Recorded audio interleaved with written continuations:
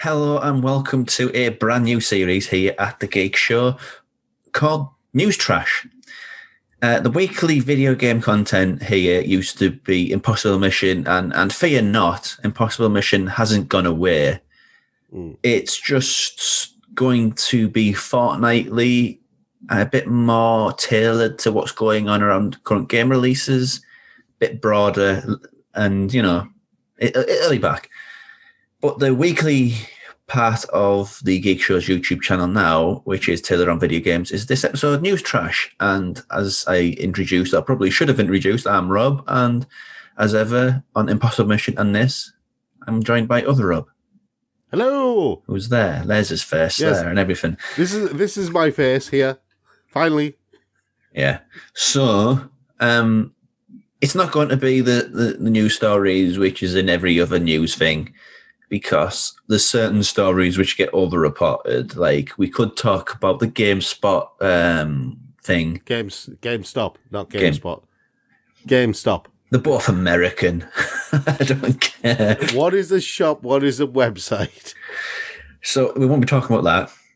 Yeah. We'll be talking about other things which we find interesting around the sides of the news story, things which don't really get reported. Well, I mean, they do get reported. It's just they don't really hit like the mainstream YouTube press. Okay, let's say it another way. They get buried by the noise. Yes. I mean, leaving like GameStop investment stuff and everything like that to one side, and also leaving to one side, people who are just doing their jobs. Because that was one of the things. We have podcasts, our movie podcast, our book podcast, our comics, whatever. We did news on them once upon a time, and we just stopped doing news because a lot of it was this person is doing this story, and this person works here now. Yeah. I mean, it doesn't hit the news if, I go to work somewhere else or you go to work somewhere else. It's not like the front page of the news. It's like, man gets new job. Yeah. it's not on the news. How is that news? I don't understand. And yet people go nuts over that kind of thing. And I'm like, but it's just a guy doing his job, or it's just a lady doing her job. How is that news? It's not. They go to work, they pay the taxes, hopefully. Unless you're a turnip boy who does tax evasion, which is one of my favourite names for a gamer this early in 2021. Yeah. Turnip boy does tax evasion. Yeah. It is an amazing name for a game. I hope the game is anywhere near as good as that title. But anyway, we are tangenting. We should jump into the news. Yes. We've just talked about people doing their jobs and not being used. And technically, this is that, but it isn't. EA have established a new studio called Full Circle, who are going to be developing a new skate title. Now, this is right in your wheelhouse, Rob. You are the skate man. You are the skate man. Yeah, that's the reason why I've got a crooked nose. I mean, I've mentioned that on other things. Yeah. But, they did have a studio that did it before. It was EA Black Box, and they did a lot of NHL games and bits and pieces, but EA being EA, they mothballed it and then made them do, I don't know, some nonsense, the next FIFA or something. So that's got me worried, but it's also got me worried how weird a cycle this is, because it was one of the EA, not E3 sort of time frame press releases, shows, trade shows, whatever you want to call them. And they said, oh, by the way, we're making Skate 4, or a new Skate. And that is that's been sort of the way they've done it so far. It says, oh, by the way, we're doing this with Skate. And I think it was it had to happen, a new Skate coming. Because everything that EA ever did, it says, where's the next skate? Where's the next skate? Where's the next skate? It's like constant comments. They were badgered by it so much. Yeah. Well, I mean, what they've said is that the core creative leads, Darren Chung and Cuz Parry, who have worked on the previous game, they're going to be back to work on the new title as well. Yeah, the thing that worries me, though, is the original skates were made before EA was this titan of microtransactions. Yeah, but I mean, I know they say a leopard can't change its spots, yeah? But, big companies and leopards are very different things. And I know that EA have a tendency to be creatures of habit, especially at the executive level. But I think that maybe the Battlefront issue bit And them FIFA. a bit too hard. FIFA and Battlefront, especially because they got hit in the courts with it. They didn't just get hit by fans, they got hit in the courts in loads of different countries over the microtransaction issue. Yeah, So I think maybe it's once bitten, twice shy here. But to relate it to the studio, I mean, it being set up, if they're going to give them autonomy to do the game as they've always wanted to do it, cool. But given the company which EA are, given the bad things they're doing, given the fact that they're being called out by governments both in here at the UK and I think Belgium was another country. Yeah. I mean, I don't think EA are the most hated game company in the world. I think right now that goes to CD Projekt Red for other reasons we won't go into. That's another reported story, but they're not exactly beloved either. So I'm happy that they're doing it.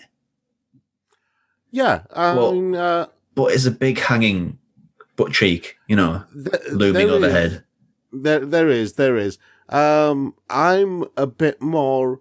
I think I'm a bit more kind of sitting on the fence on this one, wait and see kind of attitude because of things like Star Wars Squadrons, which actually turned out to be a remarkably good game with basically no microtransactions or anything like that.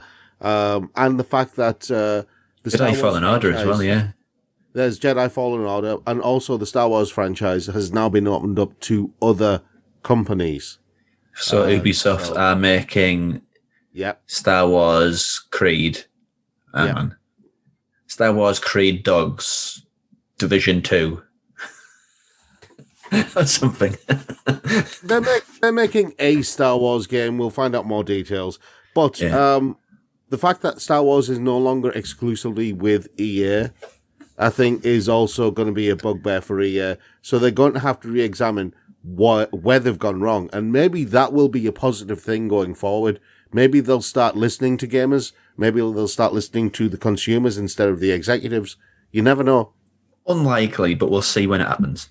I'd be much more excited if they were reviving EA Big to do a new SSX game. Yeah. But Skate, I love Skate 2. Just Skate isn't SSX. SSX is a big dog game for me. Yeah.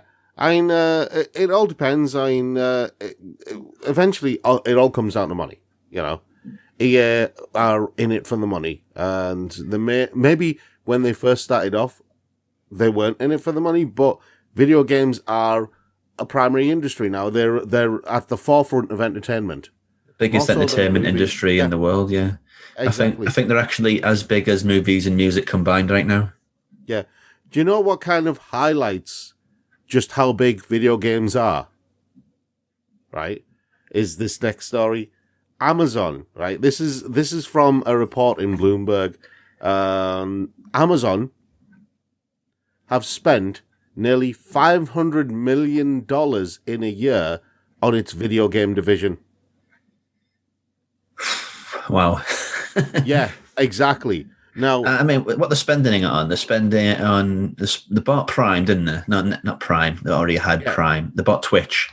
The thing is, this number doesn't include Twitch. Oh, wow. Yeah, it also doesn't include Amazon's streaming service, Amazon Luna. So what are they spending it on?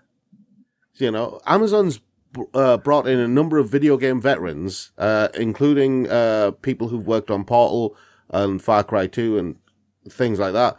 And they are,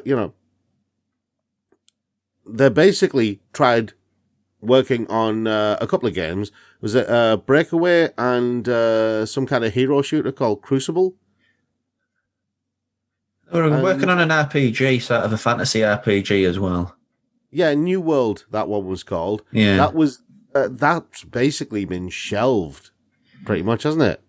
Yeah, I mean, it's sad that those people who were making these games don't get to see the product, the fruit of their work released and find the audience that it deserves. Even though rumor has it they were quite bad, even so, they deserve to have their work have closure, I guess, is the word, the phrase to put under it. But at the end of the day, this just shows that even all the money in the world can't make it crack the video game industry. It takes more than that. Well, yeah, I mean, Amazon have come into it thinking that the video games development is, it works a certain way, and it doesn't work that way. They're about 10, 15 years behind the curve. I mean, this is some of the stuff that from the Bloomberg report. It detailed issues within Amazon itself, including a lack of incentives, struggles with its lumberyard engine, and also an internal bro culture where women were not afforded the same opportunities as their male counterparts, which you really just don't do in video games development these days. No, I mean, the doors have been blown off as far as workplace culture and workplace treatment in these past 2 years or so. Exactly. And rightfully so, I mean, this issue, the financial end of this issue as well, it hit Google too, because they thought they could just sort of traipse in like Billy Big Bollocks and conquer the video game industry with Stadia, and it has not worked. No, I mean, Stadia, I think Stadia is one of those slow burns. Eventually it might get to a level where it's usable, but I think the damage has been done. Yeah, I think the damage has been done. It's the same with Amazon Luna. Amazon Luna really is no point. Right, I have Amazon Prime, and I get the free games on Amazon Prime, and I'm happy to get the free games on Amazon Prime. But would I use Amazon Luna? Really, no. I didn't know it was a thing until like a few days ago. It's not well promoted at all. Exactly. I mean, right. You and I both have smartphones that are pretty powerful, yeah? We could easily, if we had a Bluetooth controller that connected to the smartphone, we could easily play games on our smartphone of a certain level. Well, yeah, I guess. I mean, it'd melt the batteries very quickly, but yeah. Yeah, but I mean, if you were streaming the game using something like Game Pass, because you can. Yeah, you can. You can stream the game using Game Pass, and apparently it's pretty solid. So why would you go for something like Stadia or Luna when you've got more options with something like Game Pass or PlayStation Now? It's kind of telling, isn't it? Yeah. I mean, just the history of games and games production and games publishing or whatever. We had Nintendo. I mean, it's a console, not including PC. We had Nintendo, who were the big dog, and then Sega. Very, very competitive, and then Sega fell away. And then Sony picked up. And then Nintendo, Microsoft a few years later. Yeah. But Microsoft, when they joined, they were basically shunned for a long time. They pushed hard to get into the video game industry. It wasn't just, come on in, welcome aboard. Want to make video games? You're the best. Oh, there's it. Yeah, there's my phone. You're the best. But no, it showed that the video game industry should be able to incorporate however many companies want to make them as you can imagine. Like everybody come on board. It's a free for all. But no, it seems that whenever it hits 3, the bulkhead starts it's a boat and there's too many people on the boat and it starts letting in water in the low levels. So, see, this is the thing, right? That's a really tortured analogy. I'm sorry about that. It is. That's why I'm taking over from there. Right. I think that video games is a big enough industry for you to have more than 3 players. Yeah. It used to be the case, and right, the reason why he's ignored PC and stuck to consoles is because he knows that it's a bugbear of mine. And PCs are complicated. The PC market is very complicated. No, it's not. It's a lot easier than people think, right? It's just, I have a bugbear about the fact that whenever people talk about retro consoles, it's only ever Nintendo or Sega. Whereas I grew up playing games on the Commodore 64 and the ZX Spectrum and the Commodore Amiga and the Atari ST and those sorts of things. And there were literally thousands of games on them. But do they get any attention? No, because you all focus on bloody Nintendo or Sega, you Whenever he does that, I'm just gonna. So anyway, and for the audio listeners, that's me reading a book. I'm not listening. Leaving that to one side and leaving your tortured analogy to one side, I think that the industry is big enough to have and support more than 3 players. It has done in the past, and that was when it was a lot smaller, right? The industry was a lot smaller when the Commodore Amiga was around, when the Atari ST was around, when the Amstrad was around, when the Acorn was around. And you still had Nintendo and Sega. And you had Atari still making, the Jaguar was still a thing at that point. And so you had, 6, 7, 8 different platforms that you could play video games on. Yeah, it was probably oversaturated, but enough of that. I don't think we're oversaturated now. I just think... No, we're not. But before we jump into the next story, take this opportunity to mention the Patreon. If you head over to thegeekshow.co.uk or patreon.com/The Geek Show, you can support us, help us continue to do what we do. There are 2 tiers at the moment. At the £1, this is a UK podcast, remember, a UK outlet, so none of this dollar nonsense. At the £1 tier, you get access to our movie podcast, in which myself and Graham, who does Pop Screen, have a big bag of directors. We pick one of their names at random, and then we talk about their films, one of them big and one of them small. And at the £3 tier, we have extra episode of Pop Screen, because Graham has so many episodes of Pop Screen. Pop Screen is a podcast about pop stars in movies, whether it's acting, directing, or anything in between. And there's an extra episode of that every month. So if you want, do Free Jack. He made him do Free Jack. Do Free Jack. And I made Graham do Wild Zero, the Guitar Wolf zombie movie, which is bad. But if any of that sounds interesting, please do check us out at www.patreon.com/The Geek Show. Now, back to the news. Back to the news. Back to the news. So, in other news, Netflix. Right. Netflix and Legendary have announced that they're going to be producing a Tomb Raider animated series. It's not the first thing they're doing animated. They've also got a Resident Evil animated movie, which is due to hit pretty soon. Yeah, and they've done Castlevania as an animated series.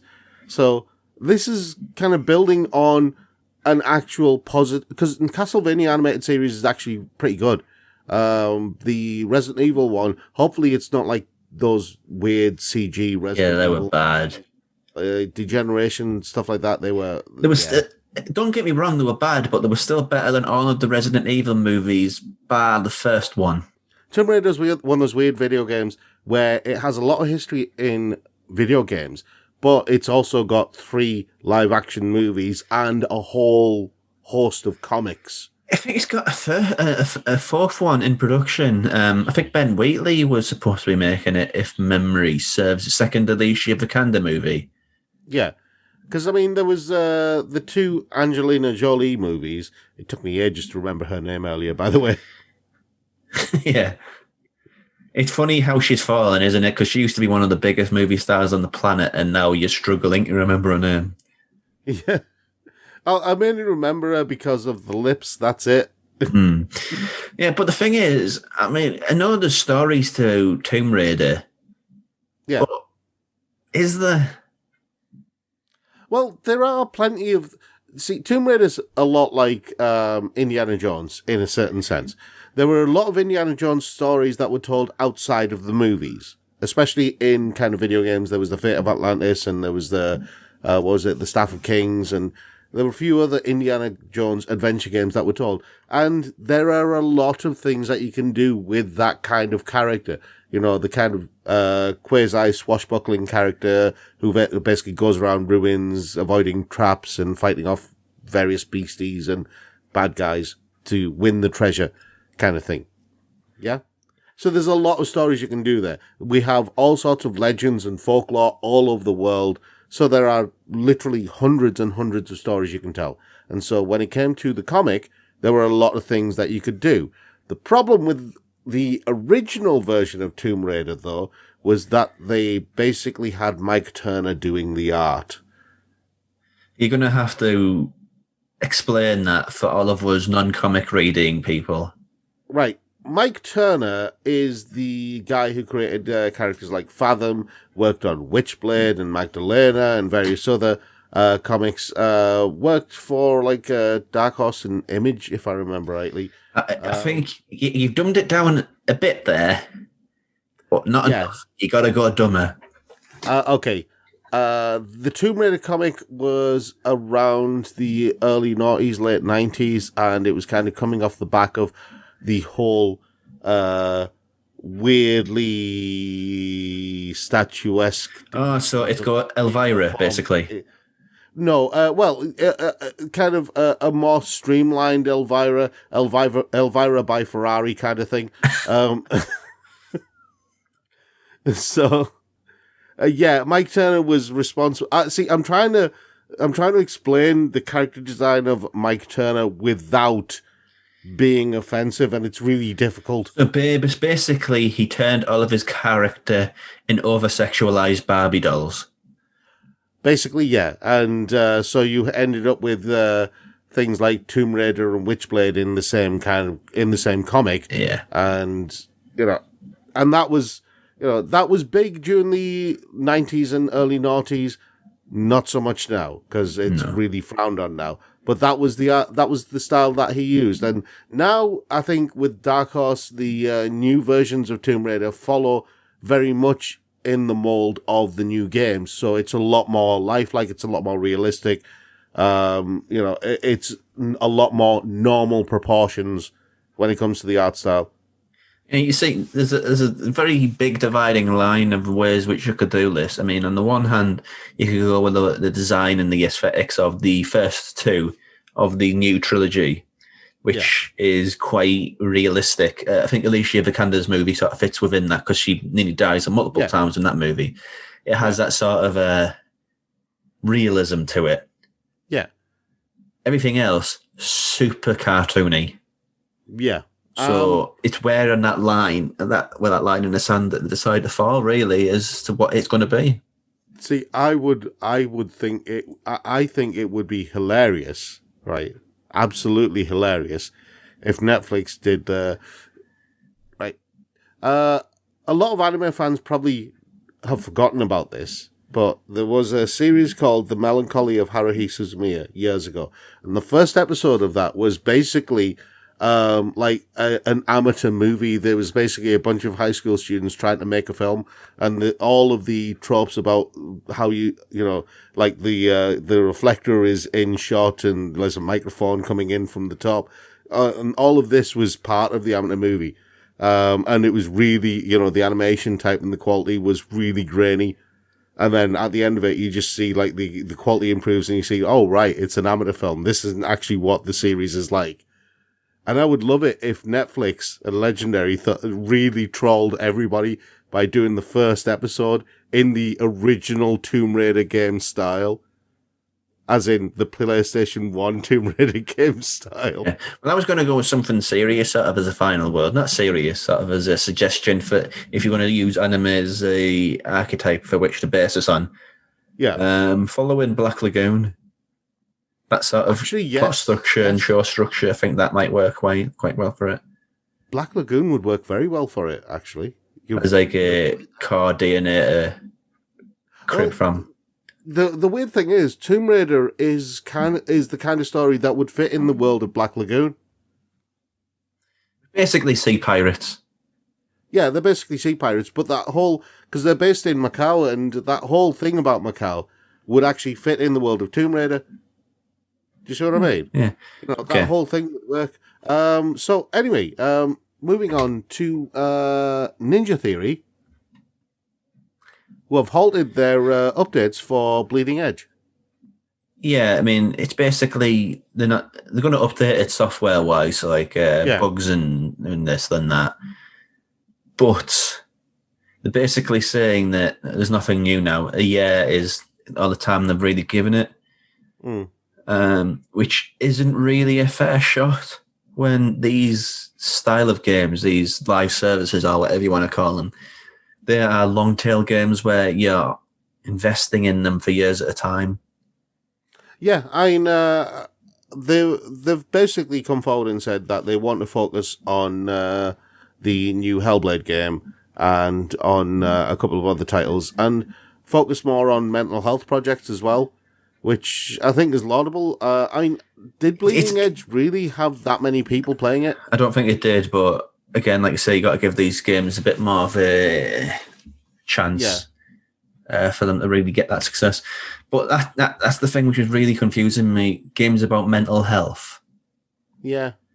I'm not talking down to mental health because, like everybody, this past year we've all had our own problems.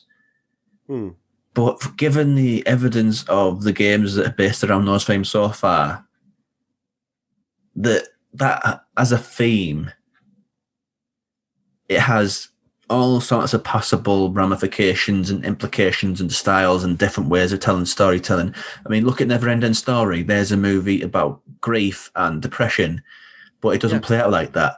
Whereas if you look at video games, all of the games which are about mental health may as well wear a T-shirt that says, I am a game about mental health. There's no subtlety to them whatsoever. And I'm including the original Hellblade in this too. So the idea that a company is committing to this, unless it grows up as far as the way it approaches mental health, I don't really care what they're going to do. Well, I mean, the thing about what they want to focus on, aside from the new Hellblade game, the things that they're focusing on are things like their Project Mara and the Insight Project. If I remember rightly, the Insight Project was that it was that thing that was kind of linking game design and neuroscience, with the aim of generating strategies to alleviate mental health issues, which is laudable. You know, it's laudable that they're actually working kind of on the scientific side rather than on the game development side. Is that a game developer's job, though? Well, that's the thing. Is that what Microsoft bought them to do? I don't know. Because honestly, Microsoft have the resources to do that on their own. They don't need one of the companies that they're paid money for to do that. This is true, but maybe it's something that they've tasked them to do. We don't know, because we don't know the. But I mean, if you go on the back of the original Hellblade, and the fact that they actually brought in professional people and consulted them heavily, and when you play Hellblade, the first credits are for the historical, the person who ensured historical accuracy and the person who ensured accuracy with how it portrayed mental health issues, right? Maybe that's something that is a trigger for Microsoft to say, okay, you guys can focus on this. We're going to give you full license to focus on this. We're going to put money behind you. Don't worry about it. We just want you to develop this. Because Microsoft have basically said they want to be accessible for people, haven't they?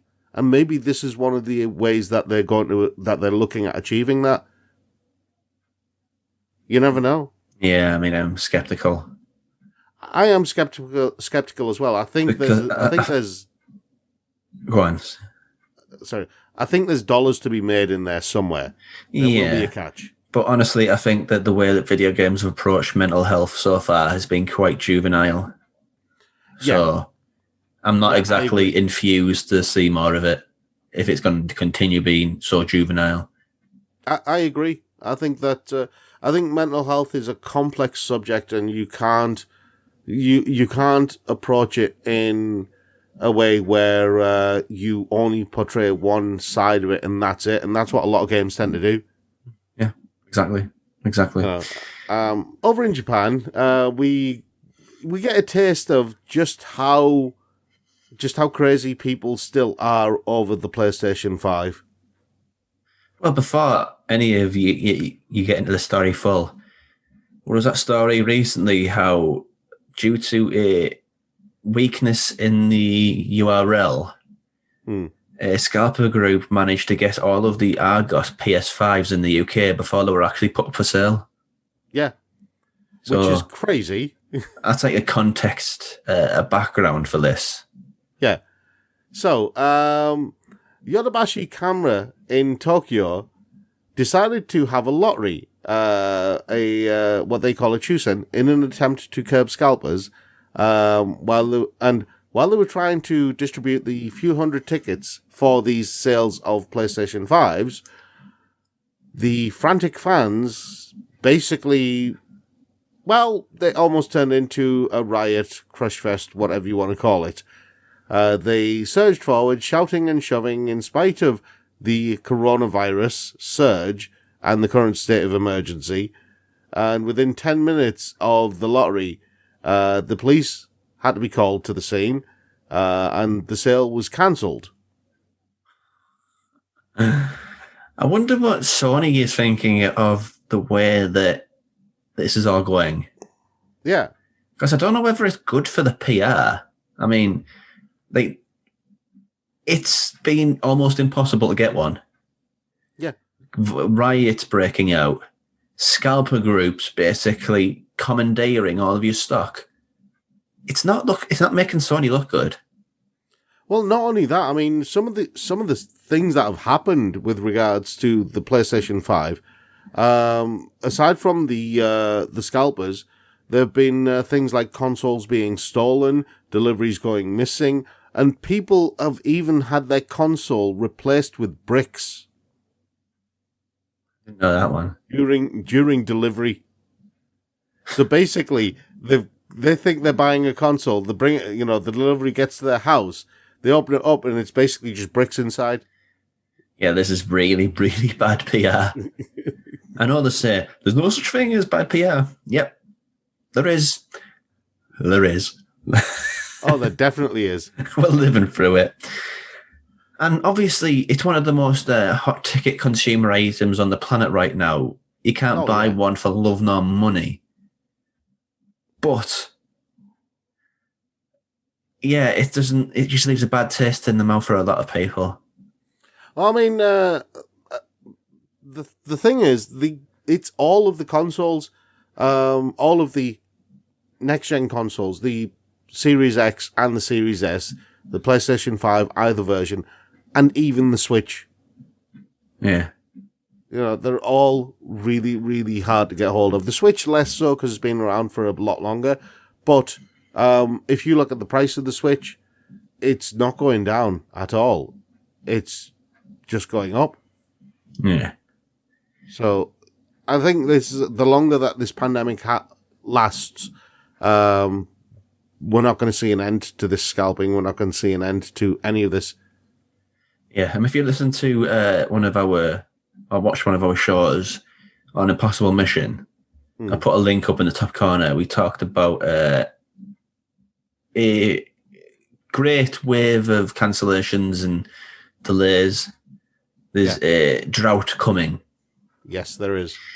And that refers to both games and the devices. So yeah, I think we're living through this drought right now. Yeah, I'll be honest. I was shocked to find out that that over the last year, the price of PlayStation 2 games have gone through the roof. Right? Really? Wow. Yeah. So my collection is worth a lot of money now. Well, hock it, Rob. Hock it and buy a suit made out of gold.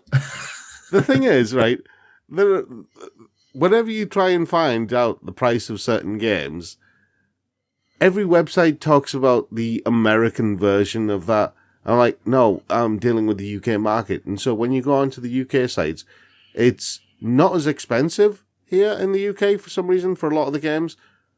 Some of them are more expensive because they were only released in the UK, but most of them aren't. games that were banned in the UK, like Rule of Rose, for example, they're going to have a lot, they're going to have a lot of value here in the UK because they were never sold here. But it's easy to get hold of in America. But then I find that games that I've got that I thought were kind of worthless are worth a lot more money. I'm like, okay. Okay, so I think that's all we have time for this week, as far as news. But there's another aspect to this show. It's going to be called Trailer Trash. Whenever there's a trailer which piques our interest, we'll put a section on the end of the show where we talk about that. Yeah. But because I won't call it a section of the show where we only talk about sort of major high-profile games, because that would be very limiting, because there's not that many. Otherwise, everything would be high-profile, nothing would be high-profile in some sort of backwards logic. When everybody's special, no one's special, Rob. That's what I'm basically saying there. Okay, syndrome. When there's a trailer that piques our interest, we'll put it at the end of the show, whether it's big or small, and there just isn't that many interesting trailers, unfortunately. Yeah. But yeah, if you want to chat with us about any of the topics or any of the things that we brought up this week, do comment below, because we'll be down there to chat with you about them. But until next Monday, where this will be a weekly show where we talk about the news. But yeah, until next Monday, this has been News Fresh, and we have been The Geek Show, and we will see you later. Yeah. Oh, and just a quick aside, because I know someone's going to comment. Yes, I know. Double pop filters. I just was too lazy to remove this one. Mine's out of shot. See you next time.